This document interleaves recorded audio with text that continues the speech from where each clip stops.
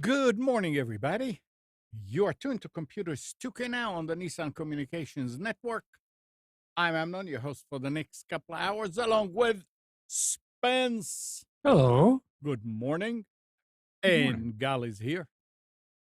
Good morning. Good morning. And Nick is here. Hello. Good morning. Good morning. Good morning. Good morning. Good morning. Good morning. Our number is 919-518-9773. Computers 2K Voice on Skype. Today's show is made possible by vMix Software, Telestream's Wirecast software, and is sponsored by Tom Sinclair of Live Streaming Gear.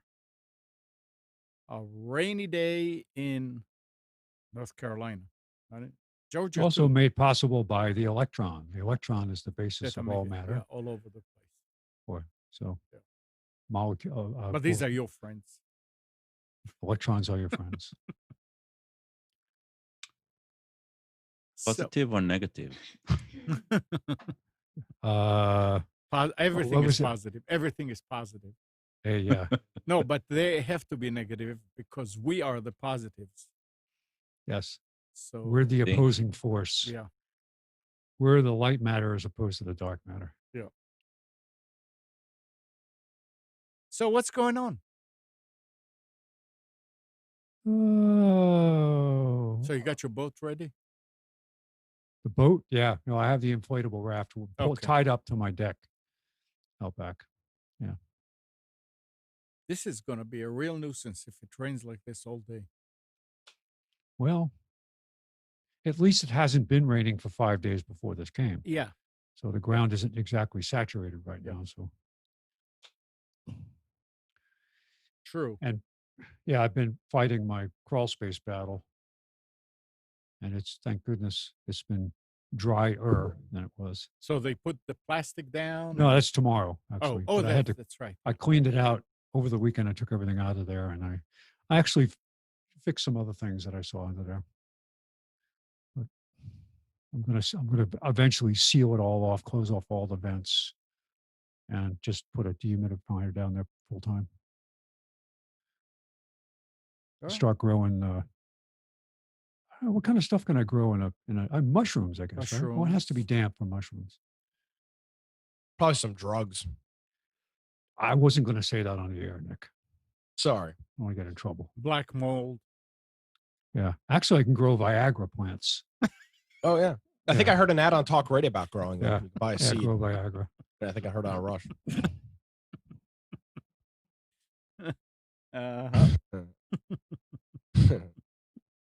Okay. Yeah. It's the truth. Huh? Huh? It's the truth. Yeah, it is. I bought That's what they don't tell you. They want you to think that creating drugs is this big, complicated thing. They're just growing them. Yeah. They just, Same thing with it's all plants. foods. Yeah. Yeah. Yeah. Like you go to the store and buy, no big a deal. hamburger or something. And they're just growing that thing. That's right. In the back, on the roof. Yeah. Of the McDonald's. They're growing hamburgers. Yeah. They figured this out years ago. Alien technology just didn't tell That's why the anybody. Hamburglar's always out there protecting right. everything. I No. I bought a new toy yesterday. Oh. Ooh. I'm expanding into the realm of ham radio, and I purchased an HF ham radio rig, an ICOM 725, which allows me to do 100-watt HF communications. Whoa. So I now need to study, take my general ham radio test and get an antenna set up, and I will be cruising on HF, which Man, is you'll be getting, you take advantage of some skip and you'll be all over the world. Yep, I was listening to some shortwave stuff on it last night, which was cool. So yeah, working on that, expanding into the one of the big, not one of the big reasons. One of the things I looked for when I was moving and purchasing the house down here was no HOA, and I was successful in that. And a big part of that was, well, big part. The only part was so that I could expand my knowledge into the ham radio hobby and put up some antennas and long wire dipoles and all that fun stuff. So you have like 6 100-foot towers already? No, I haven't. I've been looking for a tower. I can't seem to find one that's a decent price. I think I'm going to start off with just a regular center fed dipole. So you're going to go with a self-supported, or you're going to go with a guy wire? No, it'll be self-supported because the highest you can go under the FAA is 200. I live close enough to an airport that 200 feet is my limit. And you wouldn't want to go taller than that anyway. That's crazy. On a residential property with not a lot of land. So yeah. Best antenna is to get one where you got a drone that's got a 12-hour battery. And just hold and it. You just have it raised. You just have it raise the antenna up. Funny you mentioned that. Back in when did that big ice storm collapse the WRAL tower? Was that in the 80s? No, I don't remember. Yeah, I wasn't here. 80s or 90s, yeah. So there was a big ice storm, and half the ice melted on. So the sun came up and it melted the ice on half of the guy wires on the north or south sides. It was the north sides of the tower. And when that happened, of course, it caused a huge unbalance on the guy system, and the WRAL tower fell. And then didn't the Channel 11 tower fall too, or maybe it was just the WRAL tower? Was it the one on Western Boulevard, or no? It was their old 12,000-foot one. That was the one that was out in Garner or something. Yeah, out in Nightdale. And after that fell, the way that they got 106.1 FM back on the air was they actually rented a crane and attached they borrowed an FM antenna and attached that to the crane and put it up about 250 feet. And that's how they were on 106.1 FM for a couple of months until they found a new structure. So that kind of made me think about the drone. That does work. I mean, that has been used in the past for certain things. I think it's probably something that military, they use relays through AWACS and stuff like that through airplanes, but it's certainly possible to set up a static antenna with a balloon or a drone. Yeah, balloon. Yeah, definitely. In this case, I've got a little tree in the backyard that I relay or something. Yeah, that'll work. So yeah, now, looking forward to expanding into that. You need an ELF system. I don't know what that is. Let's see, extreme low frequency. There's a big antenna farm somewhere out in the middle of the country, and they broadcast extreme low frequency through the earth to contact submarines. It's not for long messages. It's for short messages. Basically, surface and get more instructions. Yeah, I was an ELF operator. You were? Oh, cool. Back in the Navy. Yeah. Yeah. Talking with the submarines. Explain it. What is it? I mean, it's radio frequency, very low frequency, but because the bandwidth is so low, then even speech, you need to prolong it and stretch it in order to talk with it. So if you want to talk with a submarine, say hello, it'll be, while speaking to the microphone, you'll go, hello, because you can't be sure how many of the sounds will pass. So you stretch anything you talk to. So strange. So the U.S. Navy uses it mainly for as an alerting system. And the antennas, I know the antennas are enormous because the wave is gigantic. I mean, I don't remember how many feet the wave is. It's huge. Because you're sending it through the core of the earth. So, and it makes it all the way across. I think, Yeah, that I remember that from Hunt from Red October. I believe there's Yeah. some Or elf the stuff. other great movie that's like that is um, Gene Hackman and Denzel Washington. What was it called? Oh, Red Crimson. Yes, Crimson Tide. Crimson Tide. Crimson Tide. Sorry. Yeah. What a great movie. I mean, just both of them are great, but yeah, good stuff. There's, I think the best submarine movie is the German one, Das Boot. Yes. Oh, That one is amazing. the first time I saw it, I watched it in German with subtitles, and then I saw it with the English dubbing, and it was even better. I mean, even the subtitle one was great. Well, yeah, I saw only the German one. It's mind blowing. Oh well. All right. So, well, go ahead. Nick, when are you starting to talk with your past self over the radio? I mean, I'm at least a couple of years away from that, I think. So I need to get my general license first, which I think I looked. There's a test here December 12th that I'm going to try to. I could probably pass it now. I have enough of the radio knowledge from my previous job and whatnot to probably pass it now. But I want to. There's a lot of specific questions on there for certain frequencies and things I don't know all that well. So I'm going to take that hopefully in December or early next year, and then get an antenna hooked up. And do you still have to do the Morse part? No, you can get a technician license. The technician test is.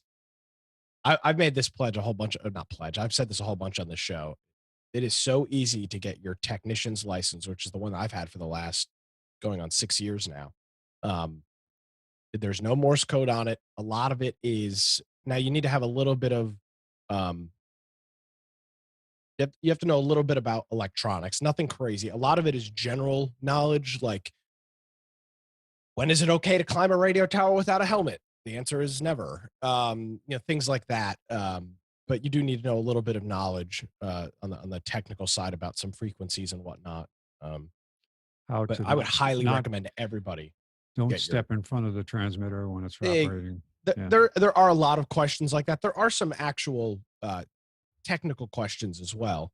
But a lot of it is more general knowledge because on the technician band, which I have, your band frequencies are very limited. It's pretty much for phone, which is voice, you're pretty much limited to 2 meter, a little bit of 6 meter, and then everything else you can do with just a technician license is Morse code, which I'm not doing. Do they ask you what commercials require more bandwidth? No, but they do ask you like about there's a thing on there about profanity, which you're not supposed to use, and there's lots of things like that. There's no reason for people. Trump dumped the F-bomb on Rush on the virtual town hall. Yeah, and it was funny. I was listening to the online feed, and I didn't hear it because they were able to scrub it, but they didn't. Oh no, I think they got it over the air. The only place you heard it was on the online feed. On they did online catch it feed. Yeah, they did get it. They had the delay going. We're having the president. Make sure we have the delay going. So yeah, they're ham radio. I'll say it 1,000 more times. Everybody should get their license, especially down here in North Carolina with hurricane season. Yeah, I wonder if I still have my ICOM aviation radio, my handheld transceiver. I wonder if that could be modified for ham frequencies. Honestly, it's probably not even worth doing. You can get these little Baofeng Chinese radios for literally $35. I mean, they're Chinese radios, the ones that have the built-in reporting. Phone home. Yeah.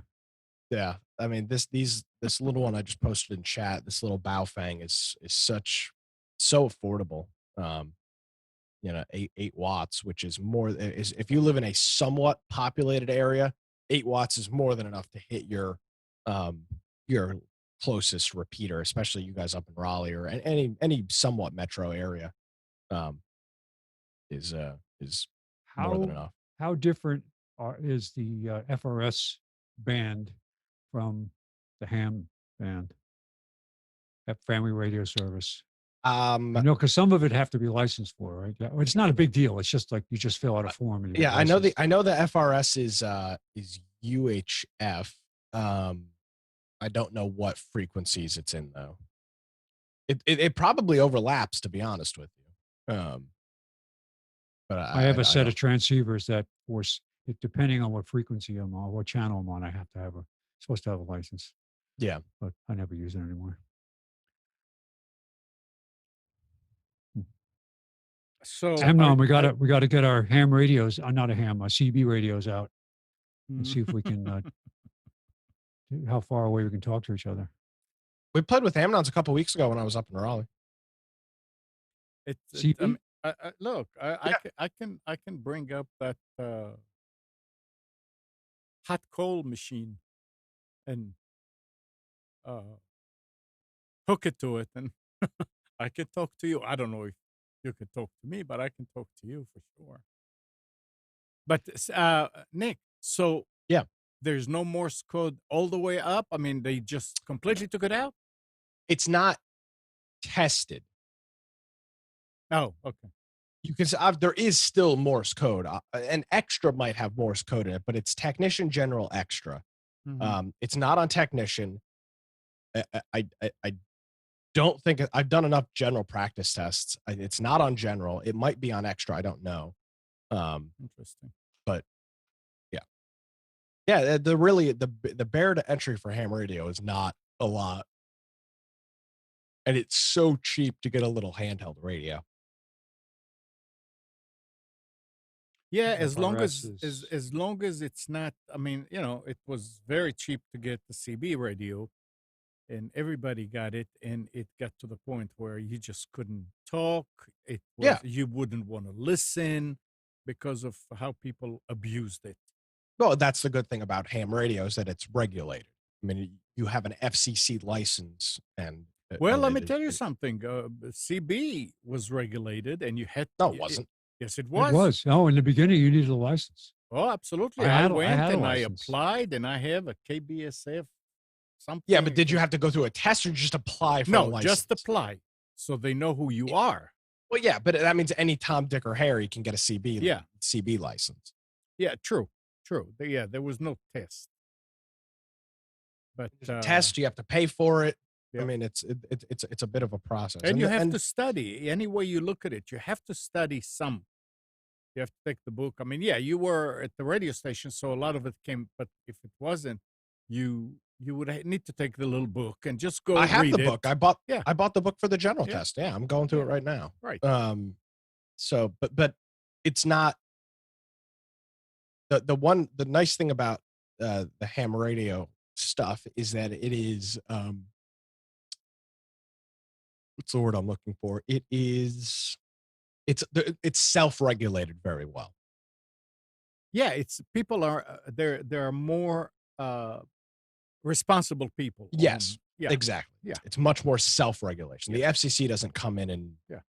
really do a whole lot. It's a lot of self-regulation. And there are situations in which people have tracked down malicious stations via triangulation and Mhm. reported them.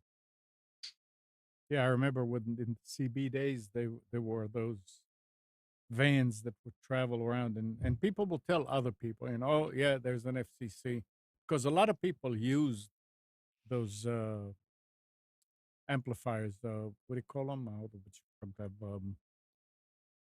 Linear?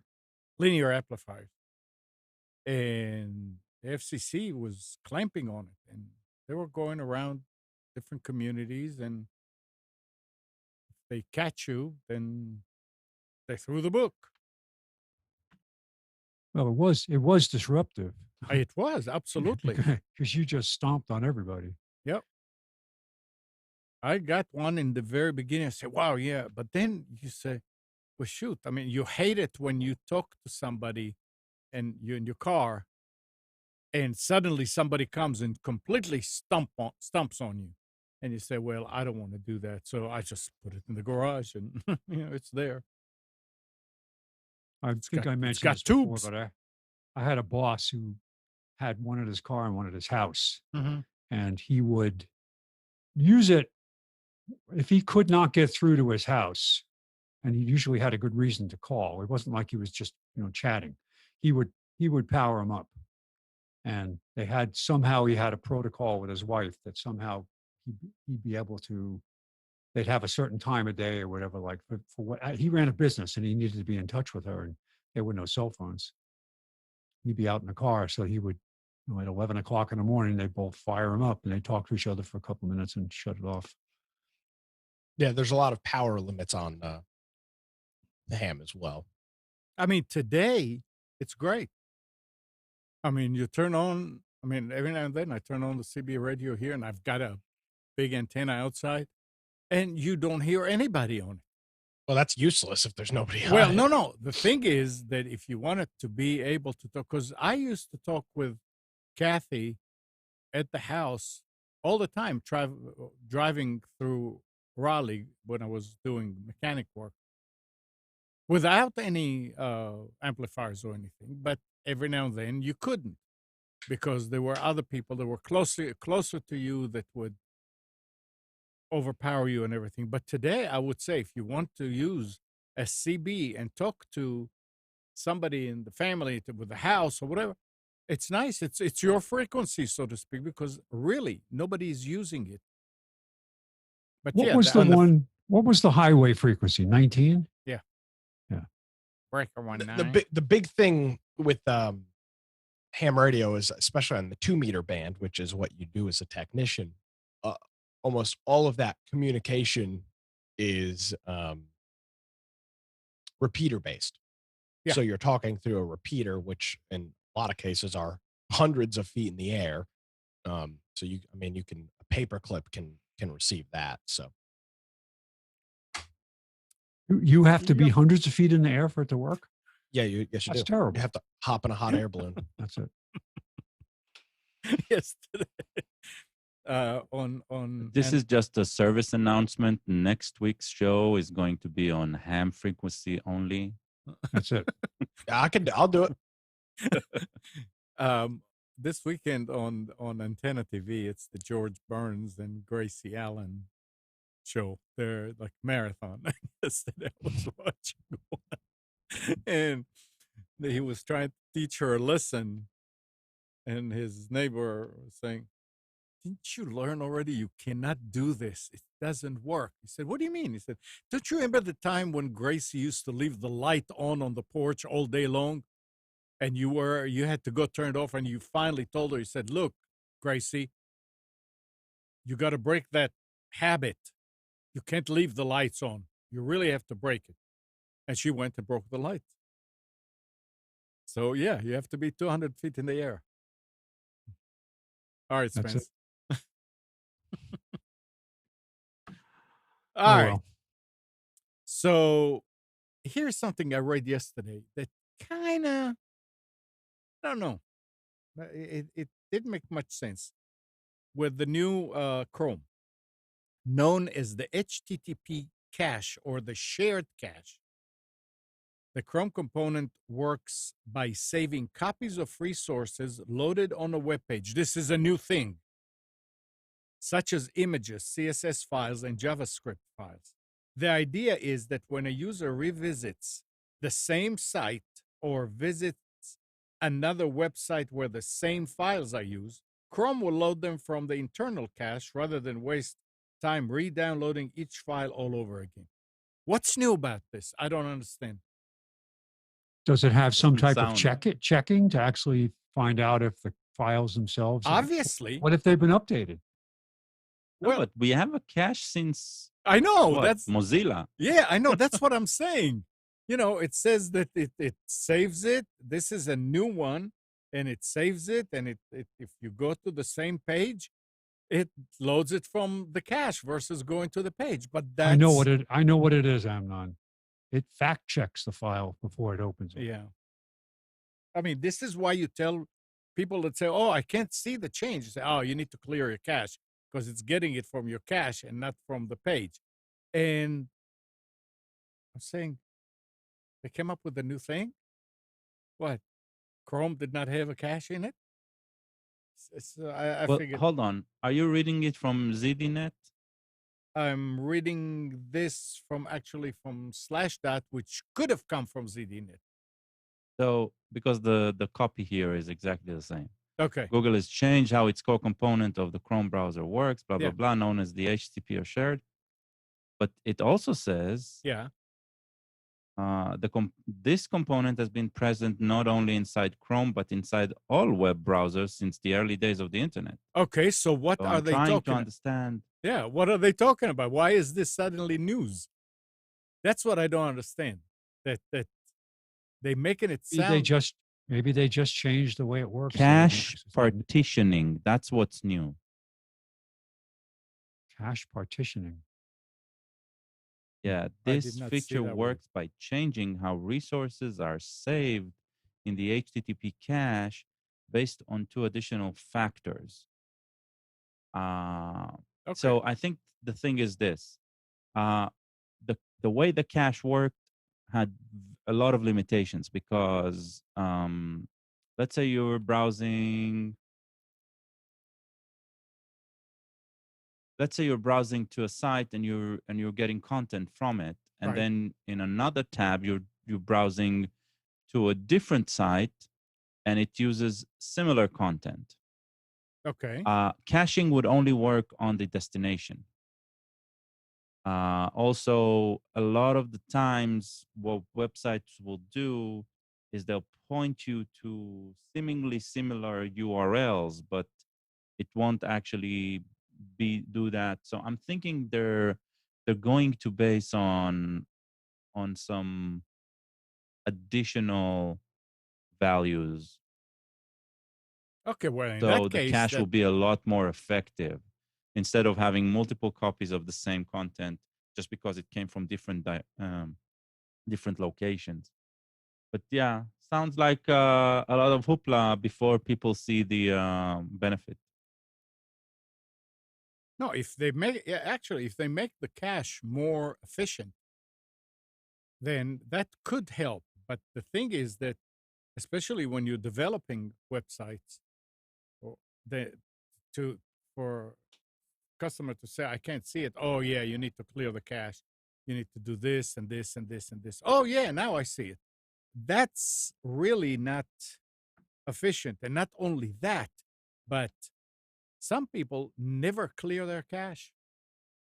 And the way that I explain to people why their browser is getting slow is it's like a book with an index. And you want to go to chapter 1, you look in the index, say, oh, page 35. Okay. But imagine that you had an index for each and every line in the book. I mean, you would have to spend a lot of time finding it in order to get there. And that's what the browser does. If you have a lot, it has to go and see if it's in the cache first. And if you have millions, well, I'm exaggerating, thousands and thousands of cache URLs, it has to go and see if it's there, and it slows it down. And it could get to the point where it's slower to look up than it would be to download the page. So here's something interesting about a cache that might be back in the day of Internet Explorer and stuff. Mhm. You would set The a size. size limit for the cache, Right. and at those days, right, setting it low, like no more than, I don't know, 60 megabytes, something like that, Mhm. right, would be really, really, really effective. But these days, the browsers, they don't have a size limit on the cache, and I Right. don't get that. Right. That part I don't get. That's the problem. That it becomes every time you say hello, and the browser would say, wait a second, let me see if I have hello in the cache first. And that's not efficient. Yep, you're right. All right. We were talking about AT&T letting people go, and they let go about 300 or 500 people, I guess 600. Is this like the airlines where some federal money ran out, so all of a sudden we see these layoffs? I don't know. Some money right now. No, but I I mean, think with AT&T, it's subscribers to their TV and media is forcing them to do that because that's the I main never thing. thought I'd see it, but there was Yeah. a guy walking around with one of the measuring distance wheels in the area. The last couple of days, I saw him walking around on side streets. AT&T is measuring my neighborhood for fiber, Nice. so we'll finally have some competition here. Nice. So AT&T is planning thousands of layoffs at HBO, Warner Brothers, and other parts of Warner Media as part of a I'm- plan. I'm so sad about that. Oh, yeah. I can't tell you. I'm just They're going to trying- sit in the corner and cry. They're trying to cut costs by about up to 20%. That's from the Wall Street Journal. Warner Media is what used to be called Time Warner Incorporated before AT&T purchased the entertainment company in 2018. Layoffs and cost cuts are nothing new at AT&T in general, including at Warner Media. But Warner Media has taken a particular big hit since the pandemic began. AT&T laid off about 600 people from Warner Media in August, a prelude to the new cuts revealed last week. The Journal wrote that AT&T Warner Media is restructuring its workforce as it seeks to reduce costs by as much as 20% as the coronavirus pandemic drains income from movie tickets, cable subscriptions, and television ads, according to people familiar with the matter. The overhaul, which is expected to begin in coming weeks, would result in thousands of layoffs across Warner Brothers studios and TV channel like HBO, TBS, and TNT. So they're feeling the pinch even farther. Thousands of people. I mean, this got to be people that sit there and try to sell it, or I don't think. Well, I don't know if they Well, it ever might be support- content people too, or I if you mean, said it's HBO and other things, it could be people that are related to content, development, production. You don't know. So very did you see that? possible, yeah. Did you see Regal Theaters in the U.S. is closing all of their screens? Yep. Across the whole country. Regal and another one. Well, another one's cutting back. AMC is cutting back, but they're not eliminating them completely. But even Regal's Regal, gone, and Regal, they're big here locally. they Good. said that it's temporary. Good. They deserve Regal? they deserve every second of it. Come on, I mean, movies are a lot of fun for some people to go. And Well, movies are a lot of fun for some people too, but it also is a ridiculous industry in which they charge ridiculous rates. Okay, So, yeah, you are. I mean, Okay, yeah, that's so fine. good. They deserve every second of it. If you couldn't make enough money as your business selling tickets for freaking $17, you're playing the wrong freaking business. Nick, I don't would it mind be paying better for if you got- entertainment. If you got free snacks, would you feel better about it? If free snacks, if they didn't charge me $9 for a small popcorn, that would be No. freaking Yeah, fantastic. it's popcorn and a drink is $15. Bring your Yeah, own. they deserve everything that they get. Them and the airline industries and the cruise line industries. To hell with those people. Yeah, Tell I us mean, how you really it's- feel, Nick. It's true. ridiculous. It's I mean, true. it's people like, expensive. oh, it's so sad for the movie industry. Fuck the movie industry. Who's they've been sad for the movie industry. Oh, We're people sad are for the bitching people and getting complaining. laid off. well, not the people getting let off. Oh, I love going to the movies. Well, you know what? More people would go to the movies if they charged realistic prices to go see stuff. If it didn't cost me $70 to go on a date to the movies, Yeah. It's also, probably but have you- more people going. you're right, because the trends have been down. Year to year, people going to movies has been down Right. every year. You can't afford to. And How now can you you can afford to go to the buy- movies? You can buy a 70-inch television now for less than $1,000. Yeah, but And that's you can not put that, you can comparable. set that up in a room and there you go. You got your home That's theater. not comparable. One thing that did happen to the movie industry in general, right? The cinema, the going out to cinema, it has become more and more. It switched from a mass consumption medium, sort of, right, to this extremely luxury pastime, and Yeah. it'll continue, and it continue happening. You'll get theater is probably not movie theaters are probably not going to go away, but they are going to get more and more exclusive, more and more Boutique-like. yeah, exactly. They'll Like, be they might not get smaller, but they'll definitely get more expensive, and people who are willing to pay that price will enjoy that. well, it'd be Right. like Alamo Ale House, right? Their films. I love going there. It's and it's Yeah, yeah, actually something not like that. Yeah. It's not bad. I mean, their prices. You get to eat. The food is for a movie theater food. The first place I went to, I don't remember what the other name was. It was way too expensive for the food, and the seating was bad, and it was nothing good about it. But Alamo seems to have figured it out. And with the whole, you can go in, and if you join, you can borrow any videotape they have in the place. Oh, and you can borrow a videotape player. I mean, they just have some neat things going on there. A So large popcorn at Regal Cinema is $8.50, and I'm supposed to have sympathy. Yep. That costs For them something that costs 30 cents. Yeah. That's not even 30 cents. That is pennies worth of. And I understand that there's profit to be made there, but that popcorn could also be $4, and they'd still be making 4 or 5 times what they're spending. I Yeah, remember and going they'll to a still movie. be closing down. So it's Well, no, I don't think. I won't change Well, anything. I think the big thing you run into with this is that, just like a lot of other industries, when people start cutting back, which they have done, a lot of people have lost jobs or partial incomes or whatever it would be. The last thing on their mind is going to be to go spend $70 at a movie theater. It's Which a you- luxury. But it sh- It's but a it- but it- luxury expense. But then there Of shouldn't be course so it'll cut freaking many down. of them.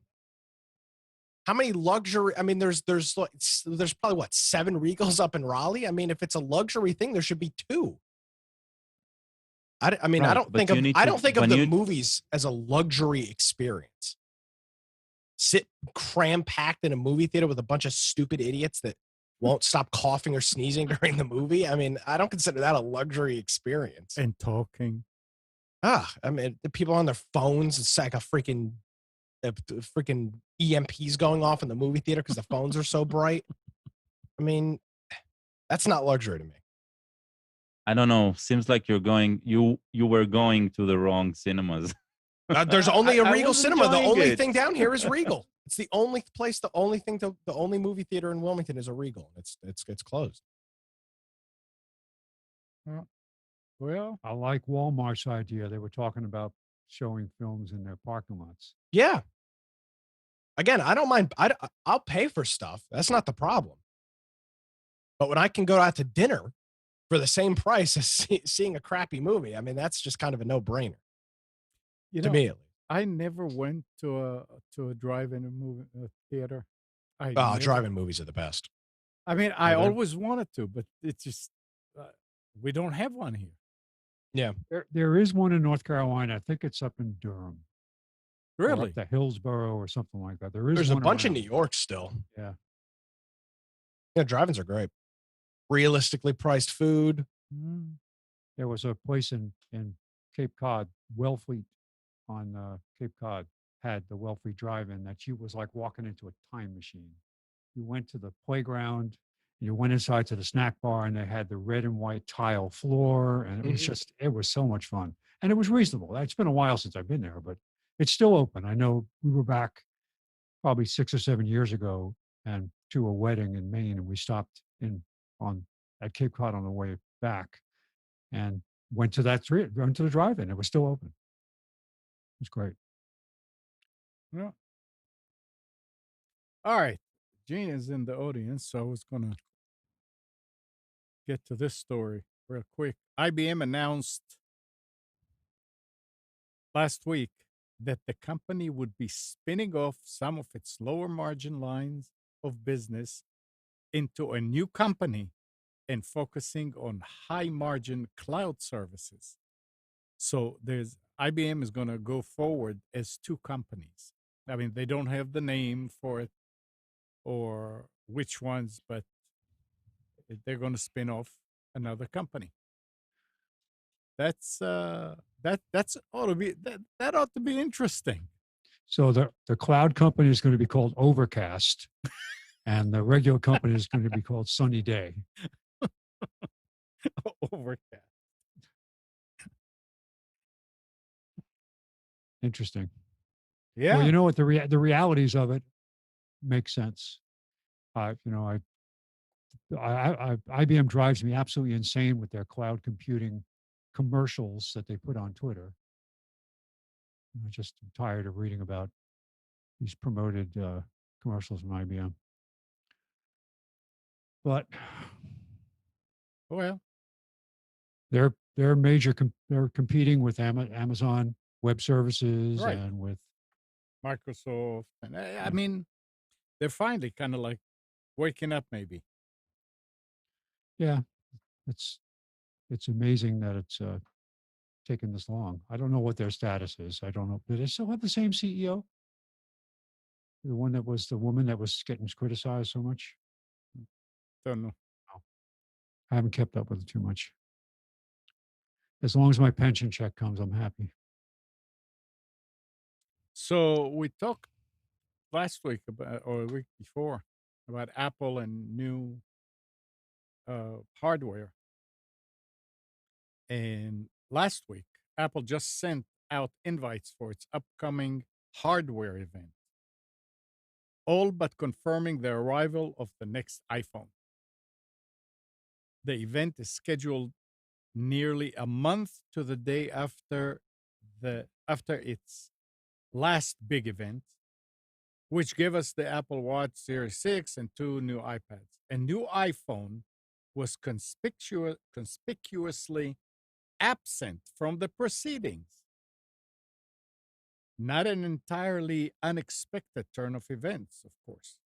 CEO Tim Cook confirmed earlier this year that there would be a delay in the arrival of the company new flagship owing to COVID-19 hardware supply chain issues. The iPhone 12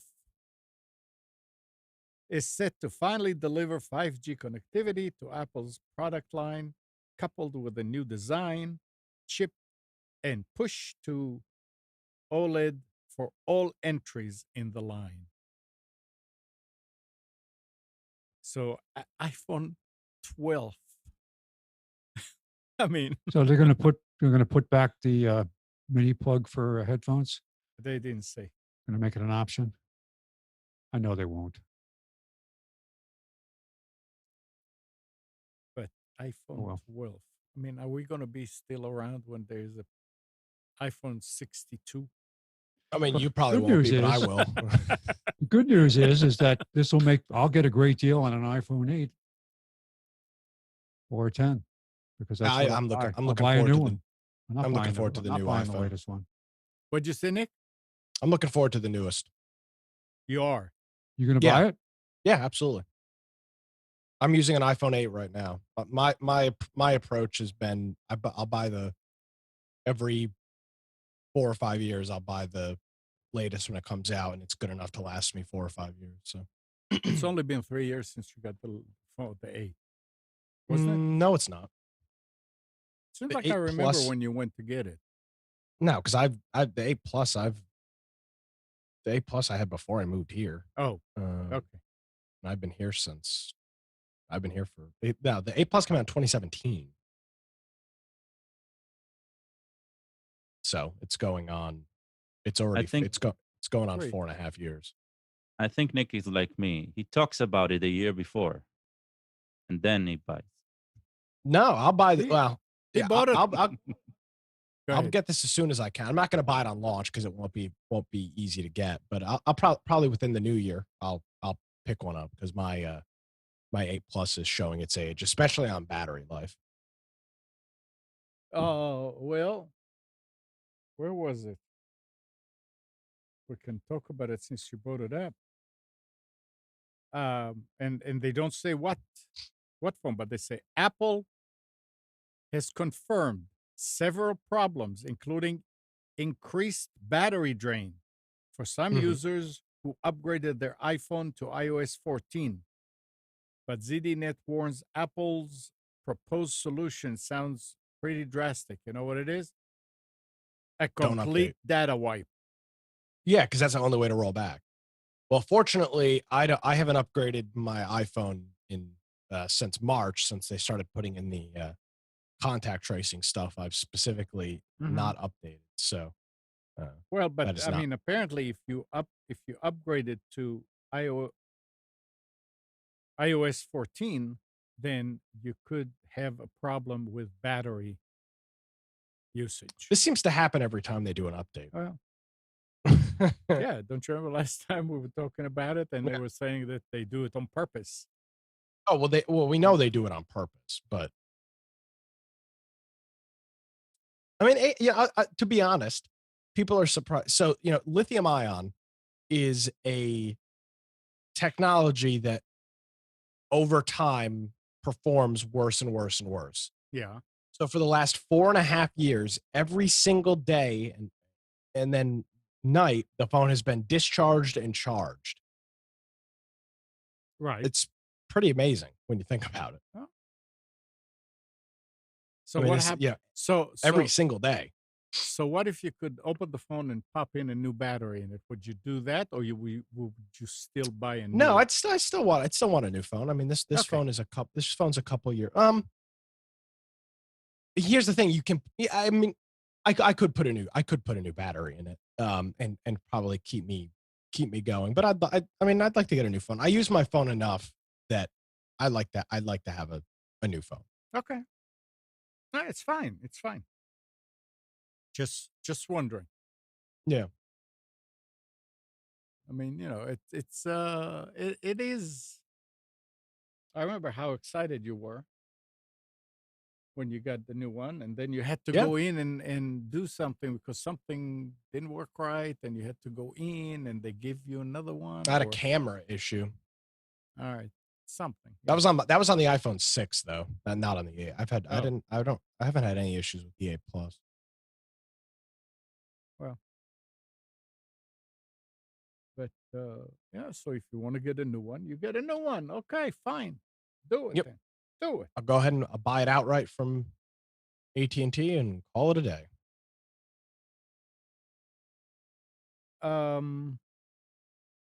They were talking about AT&T and networking and all that.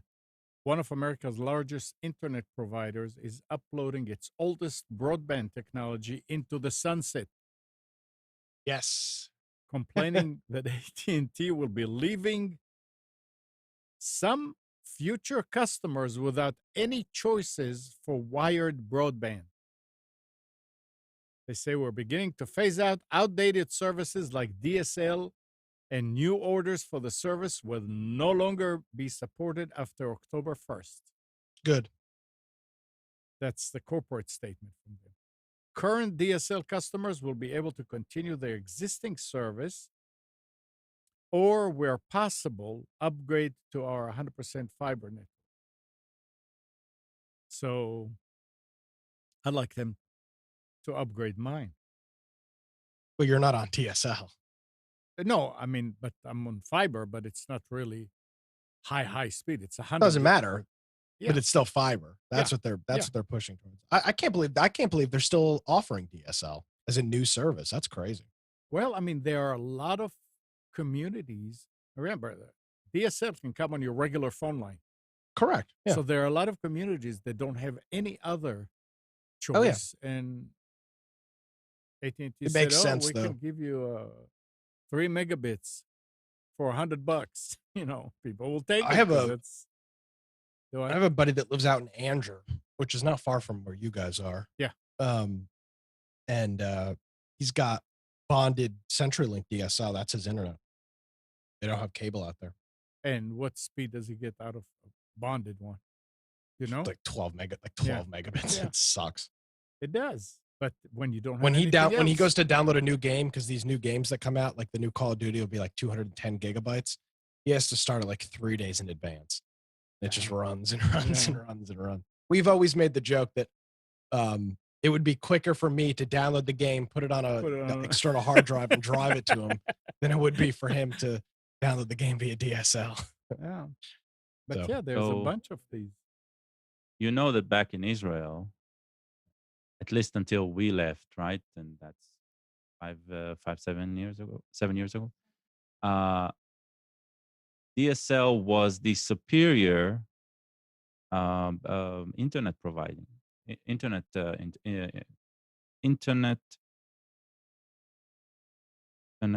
infrastructure.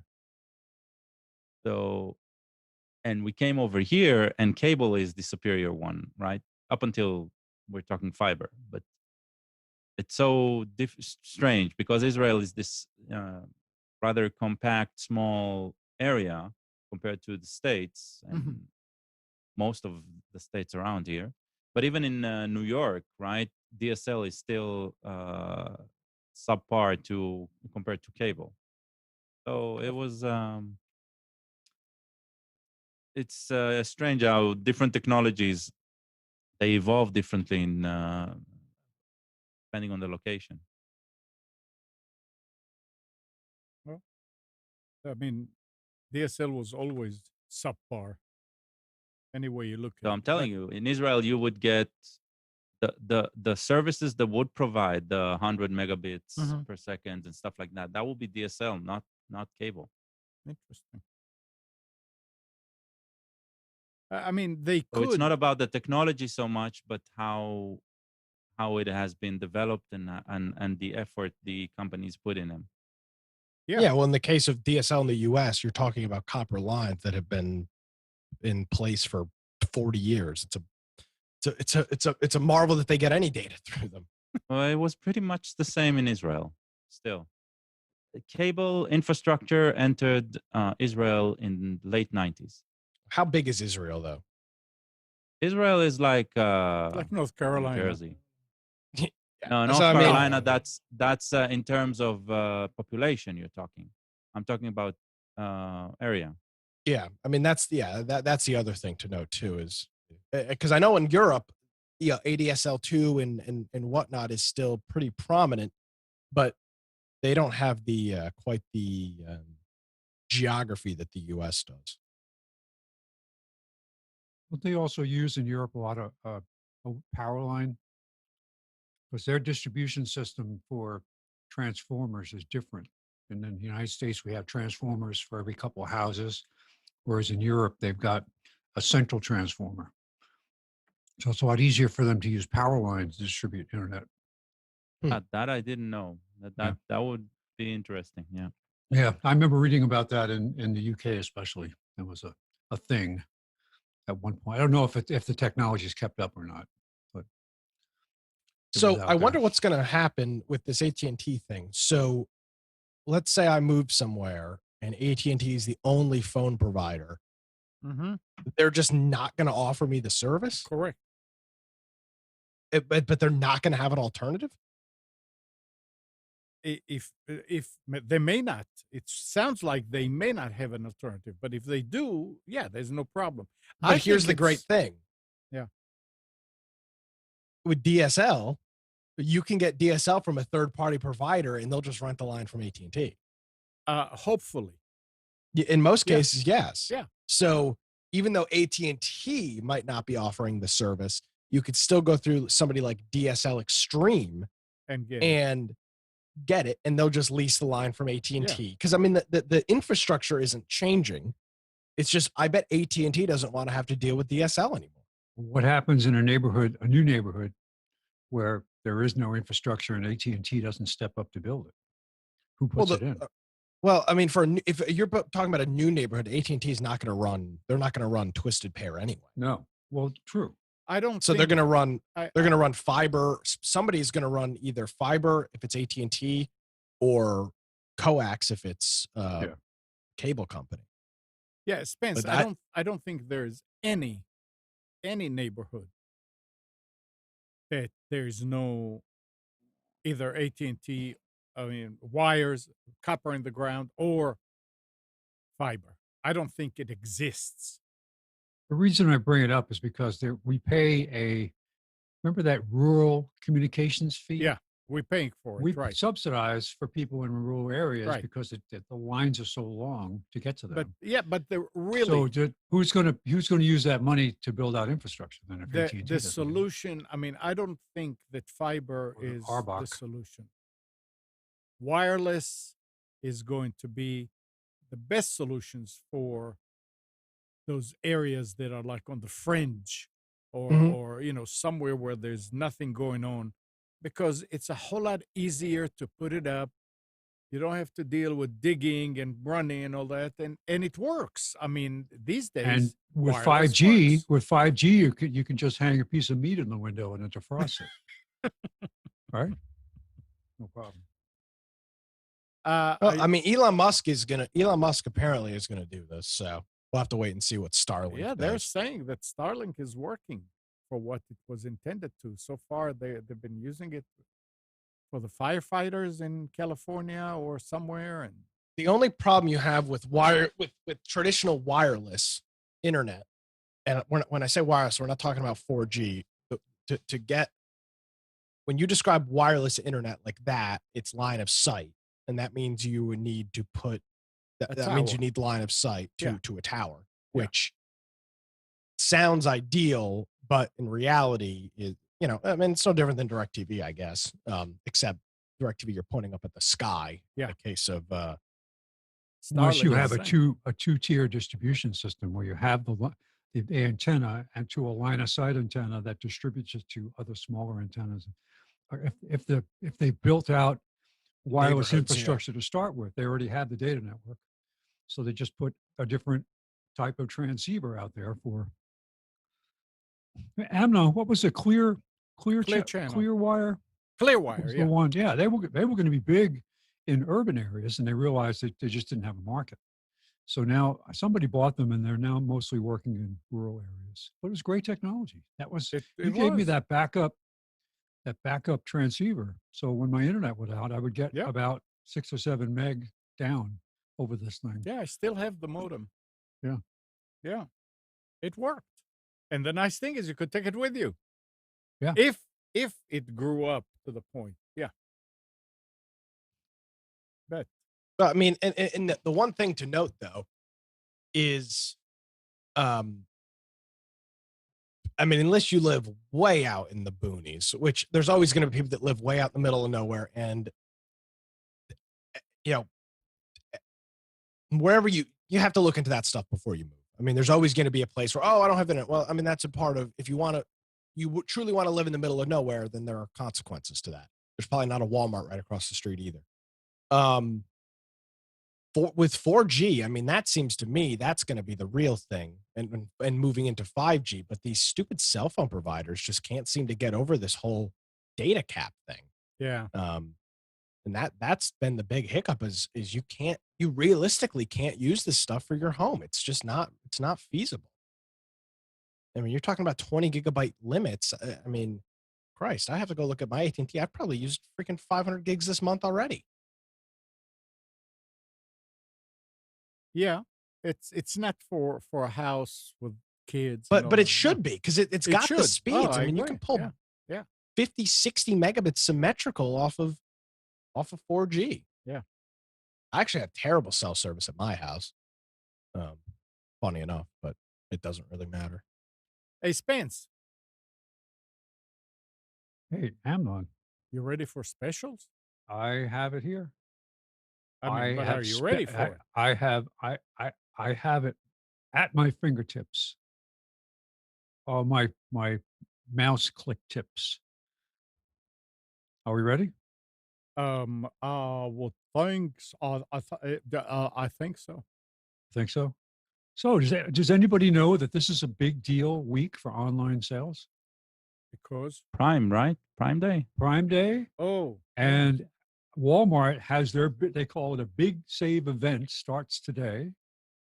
And also Best Buy has their Black Friday sale starting on the 13th. but it's supposed to continue For a through TV, no, that's good. for everything. I mean, just it's going to be new stuff every day. It's not going to be like we have. So because Amazon came up with Prime Day, basically they created a new Black Friday That's what for they did. everyone. Yes. So starting now, actually. So, and I know other retailers will probably follow suit with something. I mean, they can't sit back. It's going to and just be let this Prime happen. Week, and then we're going to have Prime. Well, month. they say gonna be for Prime month. Prime members specials, from what I could see was the 13th and the 14th. Yeah.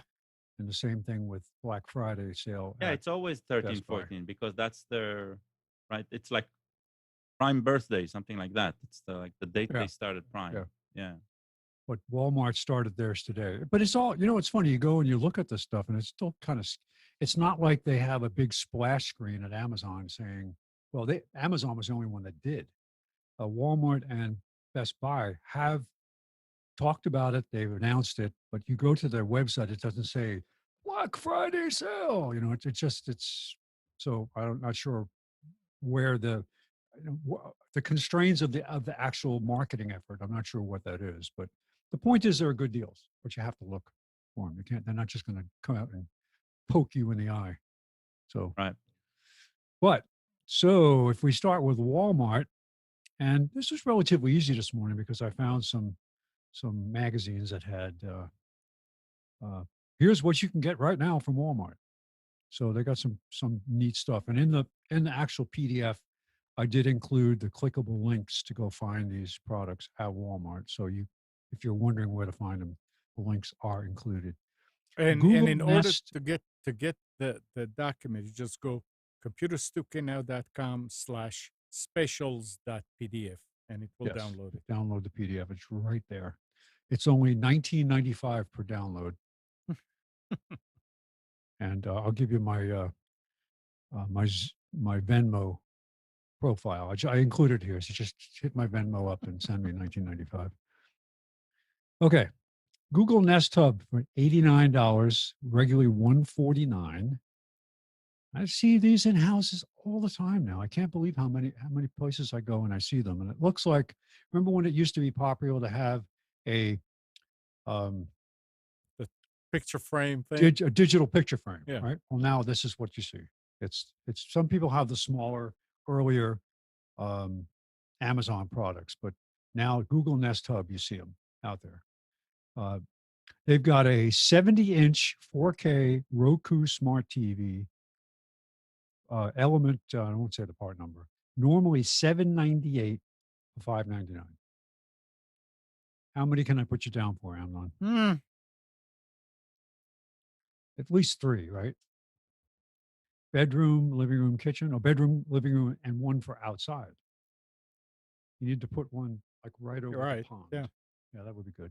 Underneath. You know what I find interesting about not only that the price has come down on TVs and all of that, but the mount that you bought for a 32-inch back in, 2014, right, will still probably mount this 70-inch because it's so light.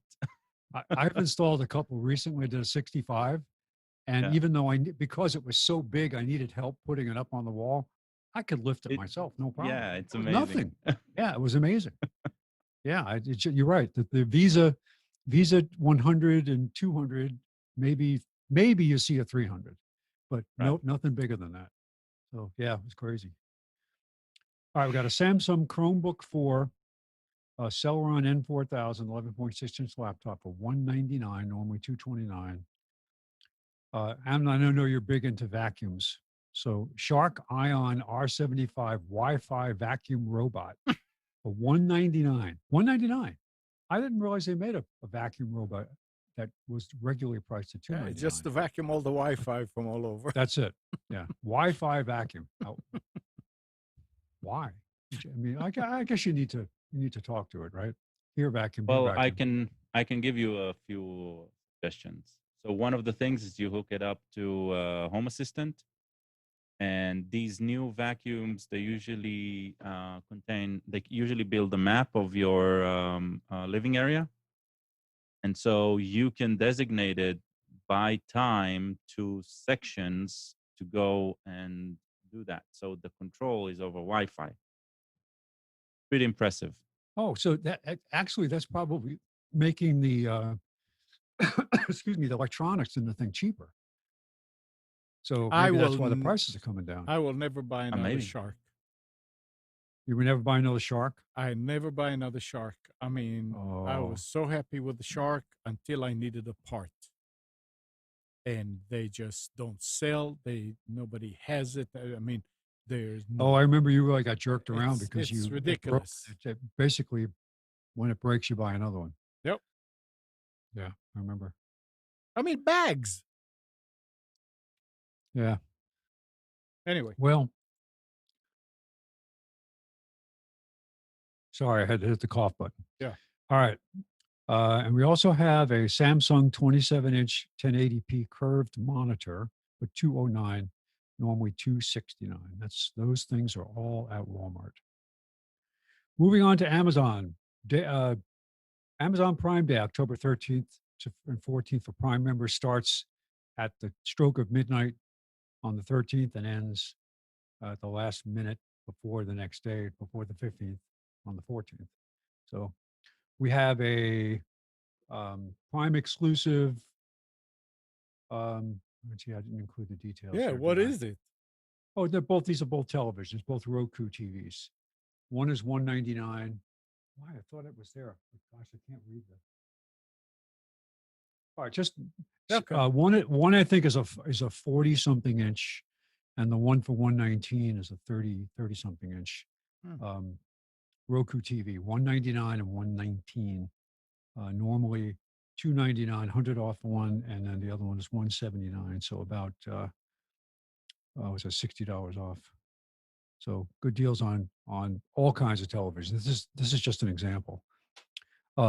Echo Show 5 with Blink Mini Indoor Smart Camera, 1080 HD motion detection for 124. It's a bundle. I understand that's pretty good. I know people using Blink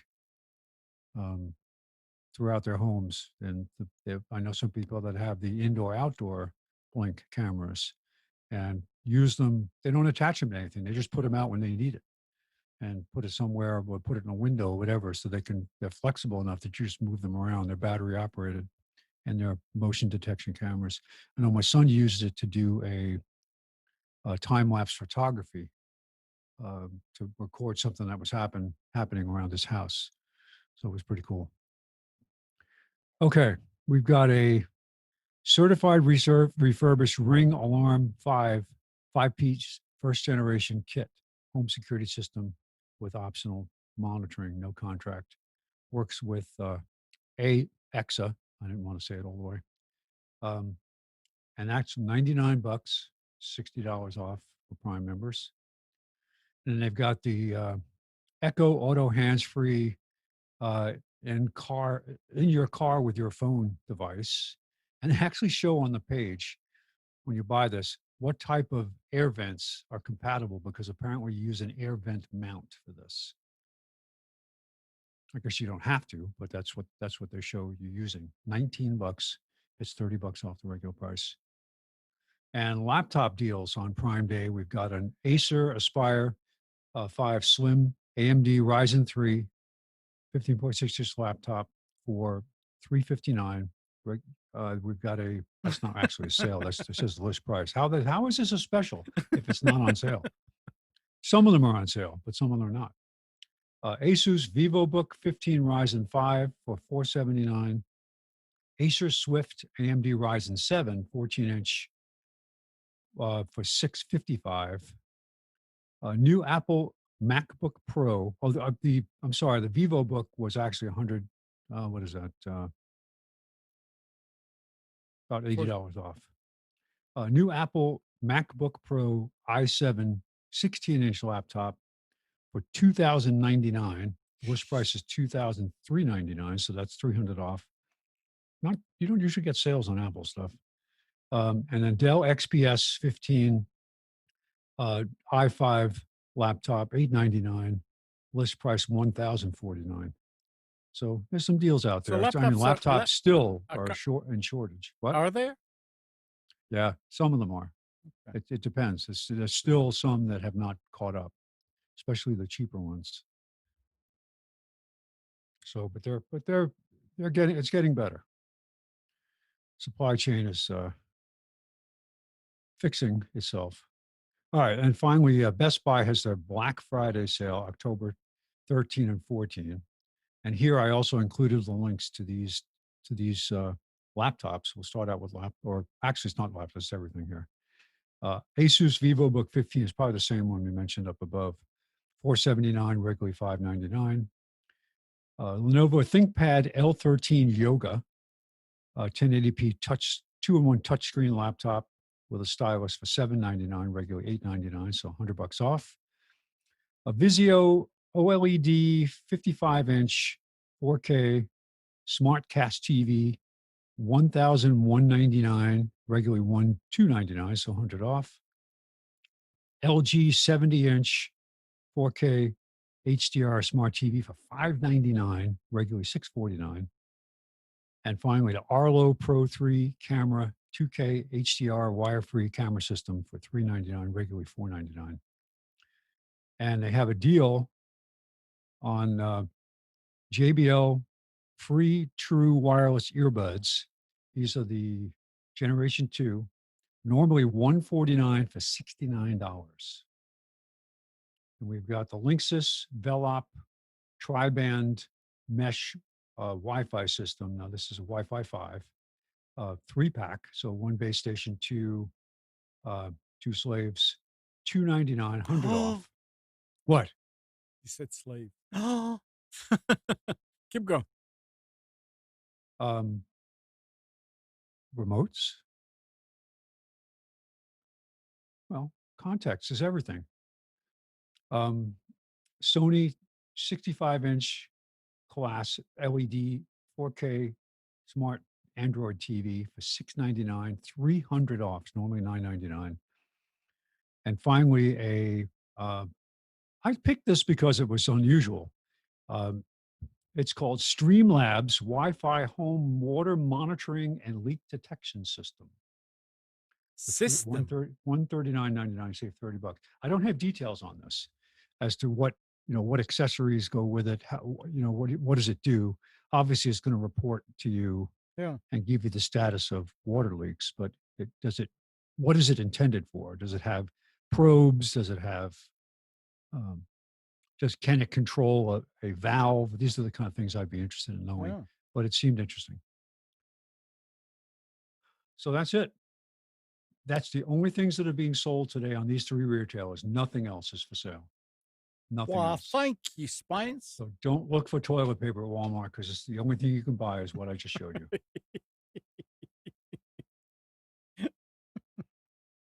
All right. We did stock up on toilet paper and paper towels at Costco because they had plenty. And even though we didn't need it, we were thinking, could there be some disruptions around election time? So we figured, well, let's go and it's not really hoarding because there was no shortage of it. So very interesting. This smart home water monitor. Yeah. So tell us about it. It's acoustic based. Really? Yeah. You tie it onto a pipe, and it monitors the flow on the pipe. Oh, so if it goes too long, it says you have a leak? I think so. Interesting. So, yeah, this is weird. So you don't want to put it in your bathroom and have somebody taking a really long pee? Because it'll set off I the don't know water. how you set it up Unless it's afterwards, tied like to on the your, software side. But yeah, it's like you just attach it to a pipe and tie it with some strips, Ziplocs, not Ziplocs. Zip ties. Zip ties. Yeah. Ties, yeah, with zip ties, and that's it. That's the whole installation. Interesting. That for people who have vacation homes or even if you're just away for the day. I see. It uses machine learning to detect anomalies. Wow. So it's like, so it tracks what regular usage looks like. And then it can alert when something out of the norm is happening. Interesting. This is interesting. I wonder if it works well, but it's an interesting concept. I see Gal getting a new toy. But you No, try it. it's So you Wi-Fi. buy it and then you just you drill through a pipe and see if it alerts you. Yeah, that can work. I mean, seriously, how would you test this thing? That's the thing. You need to trust them. Wow. And there's probably I haven't seen, but there's probably a subscription fee somewhere because how much historical is available? No subscription. So Wow. They also have a water control valve, 3/4-inch water control valve. So you can tie it with this. So if you do detect unusual water flow, you can turn the water off. Yeah. So what happens when it's wrong and it turns off the water? Yeah. And that's then it? you're in the It's like, shower covered with soap. And how? Get Yeah. me back my water. so you have to have a waterproof smartphone in the shower so Lisa! you can override the valve and say, turn back on again. Yeah. You just and Hal says, yell at A word. She'll do it. I don't know what you're talking about. Under certain circumstances, this is great. Although the valve I have a valve that turns off my water to my hot water heater, but it only turns it off to that and only if it detects water in the pan. So if there was a spraying leak somewhere else in the house, I wouldn't detect it. I do remember looking at valves, a valve control for Z-Wave a while back, and the design was ingenious. It's a sort of a motor that sits on the actual valve, so you don't need to do any Yes. modification. Oh, I looked at that one. Yeah. It's just got a 90-degree. You have to put it on a valve that's a 90-degree valve. Exactly. And it so just turns it. Just moves it back and forth. Yeah, it's very good. Hey, Spence, did you see what Gene is telling you in the chat? No, I got to get to the chat. Sorry, I'm not in it right now. Let's see.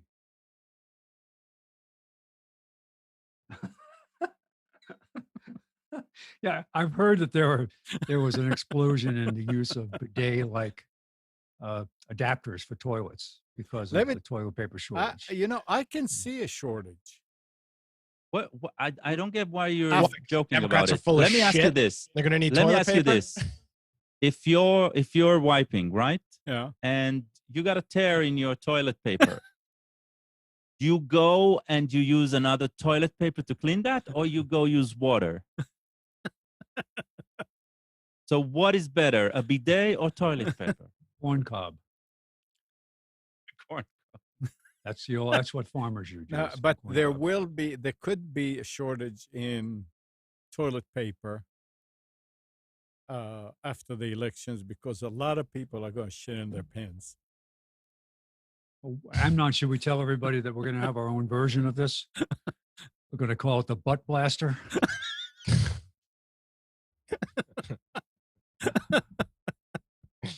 Oh boy! The only high pressure bidet. Yeah, they give you a seatbelt so you don't get blown off the toilet.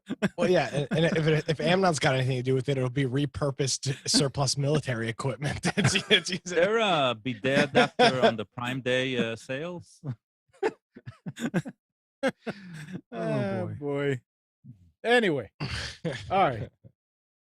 Let's see. There was something here that was really. Where is it? We need to actually. Oh, here it is. In one of the weirdest arrests of the year, at least 5 bar and cafe managers from the French city of Grenoble were taken into custody last week for running open Wi-Fi networks at their establishments and not keeping logs of past connected users. The bar and cafe owners were arrested for allegedly breaking a 14-year-old French law that dictates that all internet service providers must keep logs on all their users for at least 1 year. Wow. According to local media reports, the bar and cafe owners claimed they were not aware that such a law even existed. Well, they hired an ISP to deliver it to the bar. Aren't they tracking it? Let alone that it applied to them as they had not received notification from their union, which usually sends alerts of industry-wide legal requirements.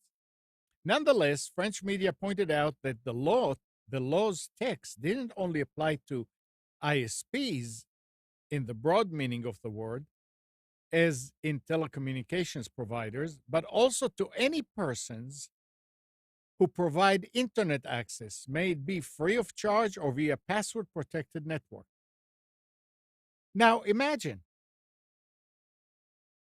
you need to watch out if you have a hotspot on your phone and It's not password carpooling. protected. What?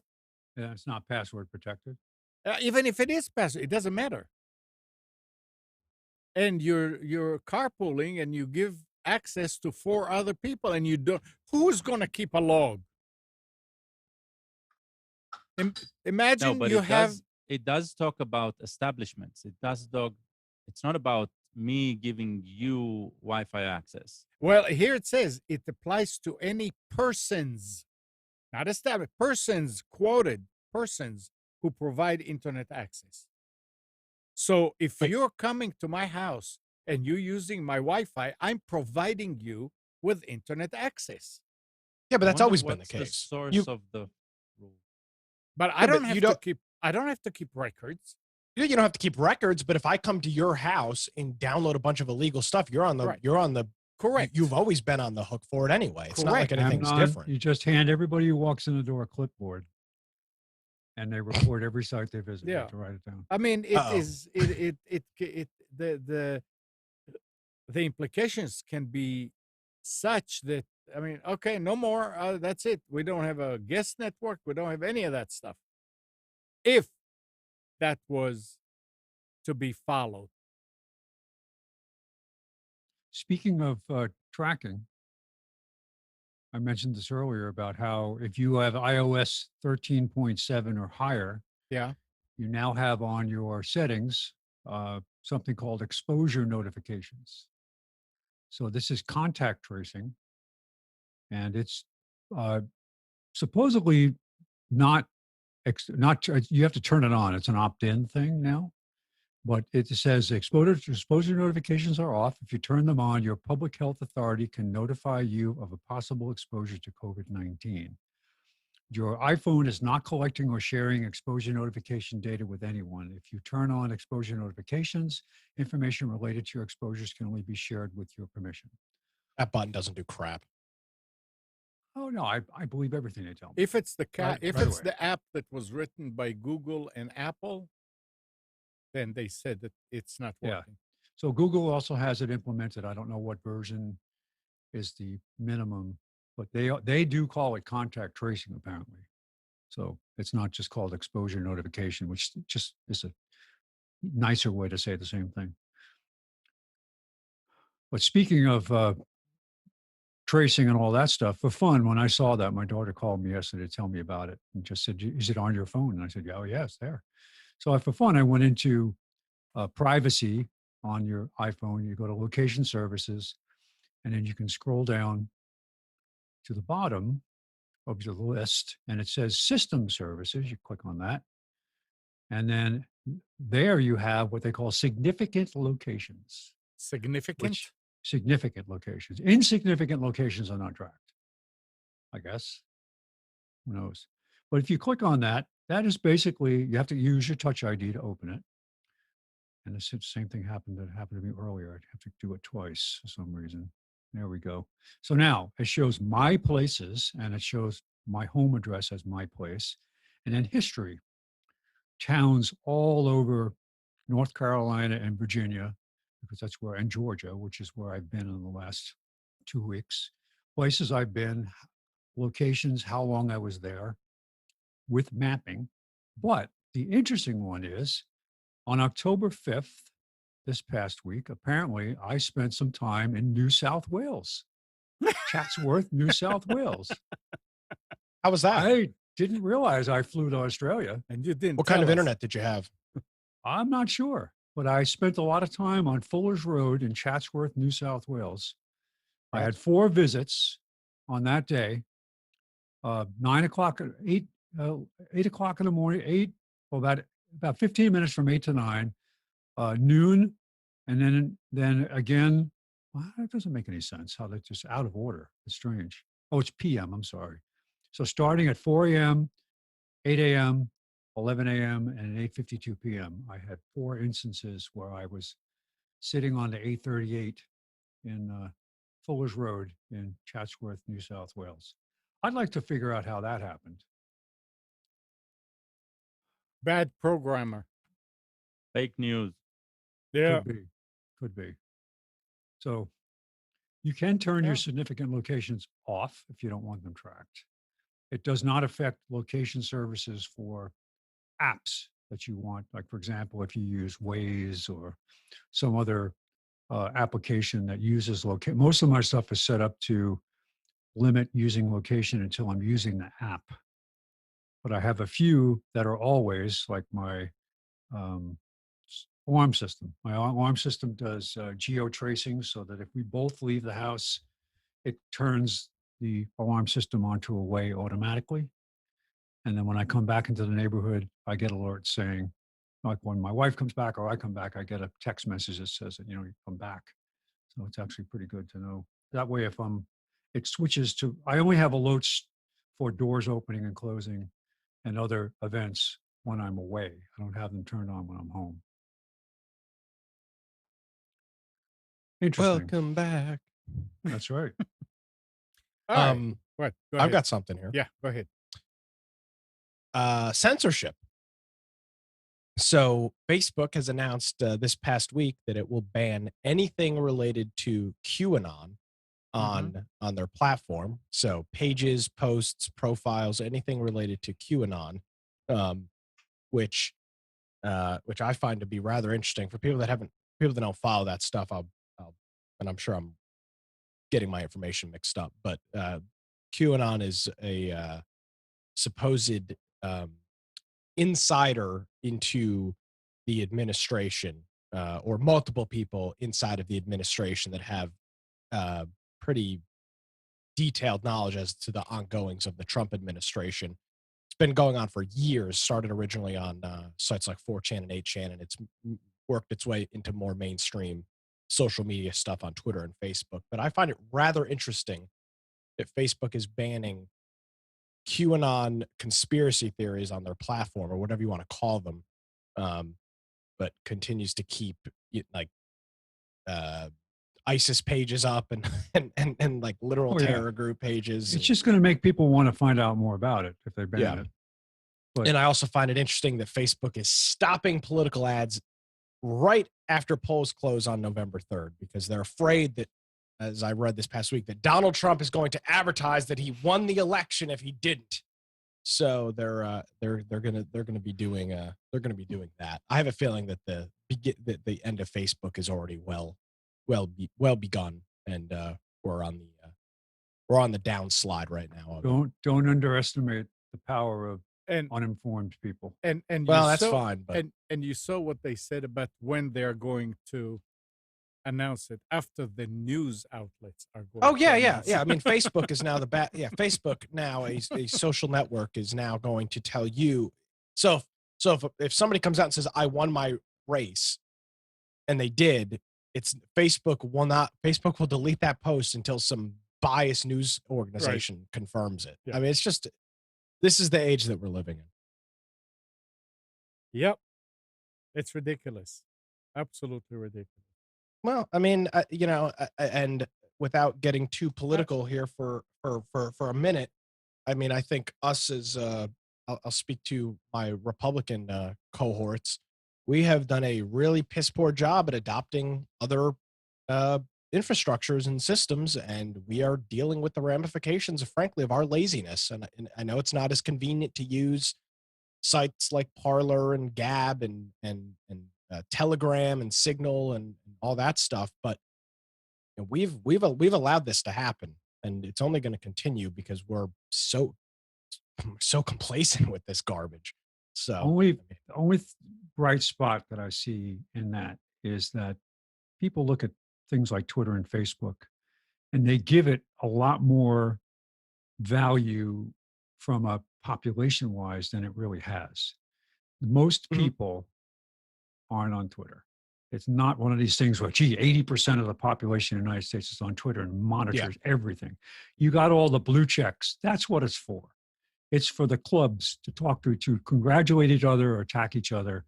And then, but the people who actually, the amount of influence that they have, it's a lot of influence because it's made to sound like this is the way everybody thinks. And that's the point. Twitter must be right because everybody's there. That's not true. It's the actual participation numbers are not anything close to what they would like you to think they are. Yes, it is only the most active, politically engaged, active people that use those platforms. And if you want to see people make idiots out of themselves, this is the place to go. Because what did you watch? Did you pick up, Nick, the whole thing about all the Hollywood stars being naked? Being naked? Yes, I did see that. I mean, you looked at this thing and it's like, hi, I'm naked. I'm like, how tone deaf, how completely separated from the people you're trying to influence are you? And when you thought, who told you, what publicist said, we need to all get naked and make our public service statements about the upcoming election? What? Oh, everybody clamors to see that? I mean, it's just, if you want to make a colossal ass out of yourself, do it on Twitter. Because if you do anything that's absolutely insane, stupid, it'll never be forgotten. Yeah. Well, we have done a really, and I say we, again, I'm talking to the more Republican conservative minded individuals. We have done a really piss poor job with how we've just kind of bent over for these big tech companies, especially Facebook and Twitter. I mean, you look at, there's just a few voices on the Republican side actually screaming about this. Well, we get everything we deserve. Yeah. I mean, again, if you allow somebody to come into your house, Spence, every single night and hit you over the head with a stick, and just every night, and just leave your door wide open every single night, I mean, you get what you deserve, I guess. So I was reading yesterday about, I can't remember if it was Facebook or Twitter, whatever, that they removed one of Trump's posts. Yes. Okay. Multiple posts. Now, yes. Let me ask you this, and I'm telling myself something. I'm saying, what is wrong with my way of thinking? If I was, at that point, I said, okay, if I was Trump, I mean, better late than never, I would announce I'm dropping off of this platform. I'm going to go to Parler or there's no. No, he can't. He's got 100 million. He's got 100 million followers across Facebook, Twitter, and Instagram. And you don't think that these will follow him to another platform? No, I can tell you for a fact. Well, okay, you'll have the people that Spence was just talking about. You'll have your real insiders like me and Spence following him to it. But my parents aren't going to create a Parler account to see what Trump posts. They won't need to. They won't need to. The media will report about it anyway. No, but I mean, the media doesn't report anything accurate. I mean, so. Yeah, but that's what drove people to the Twitter account in the first place. The media reporting about the Twitter account. When he started the election, he didn't have 100 million followers, right? That's what I'm saying. People registered to Twitter just to follow him. They'll do it for another service. They probably would. You would get some people to do it, but I think it's good to have those those platforms in unison with your Facebooks and your Twitters. I'm not saying that you should just delete everything off your Twitter, but I mean, myself included, I don't use Parler at all. Why? Because I'm a lazy asshole. That's why.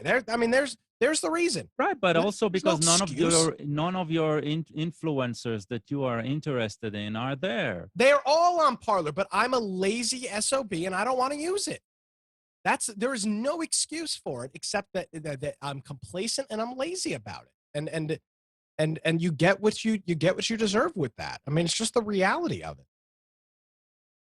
Well, I don't know. I was just saying, I mean, you go and you tell people, that's it, I'm going to be on Gab, or I'm going to be on this or on that. Yeah. And everybody goes there. And now Twitter is after you because they lost so many people. They're after you. Hey, come on back.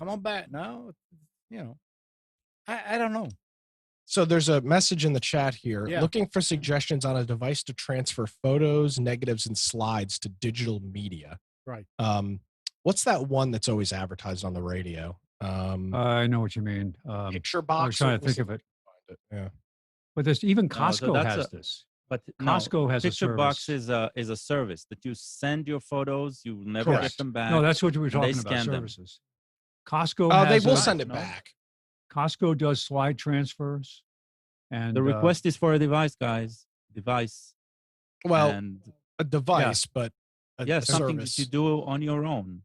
And Okay, there so are I'll look there on are a lot. Amazon. We actually transferred 3,000 something photos. And you did not My get wife them. brought from Israel. You didn't get them back. No, so what I'm telling you is I have a device Oh, that we scanned 3,000 photos Yeah. during a couple of weeks. so which device It was is it? very simple to do it. My device specifically was like a 6-7-year-old device I bought a while back.